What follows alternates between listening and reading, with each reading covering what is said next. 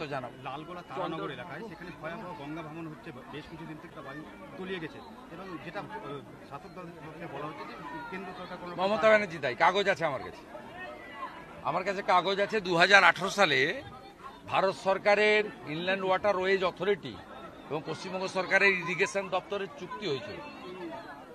21 kilometre এলাকা বৈষ্ণবনগর থেকে ফরাক্কা পর্যন্ত 21 কিলোমিটার এলাকায় এনটিপিসি করবে, ফরাক্কা ব্যারেজ করবে। তারা তাদের কাজ করে দিয়েছে। বাকি 80 কিলোমিটার এলাকা আপ টু নদিয়া পর্যন্ত এটার দায়িত্ব নিয়েছিল রাজ্য সরকার, তারা কাজ করেনি। রাজ্য সরকারের কাজ আমি আপনাকে বলে দিলাম, মদের দোকান খোলা, 20,000 নতুন মদের দোকান মমতা খুলেছে।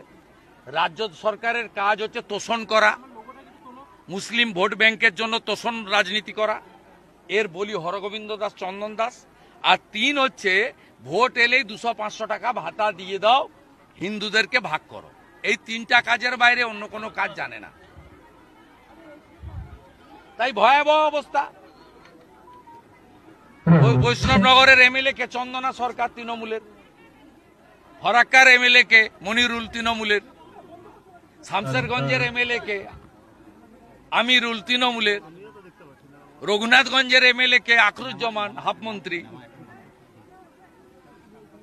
এদেরকে ধরুন না ভালো করে, আমাদেরকে ধরে কি হবে? আমাদের ধরে লাভ নেই। বিজেপি এলে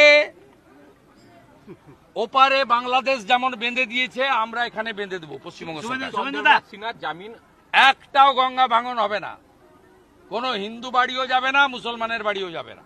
যারা ভারতীয় আমরা তাদের পক্ষে।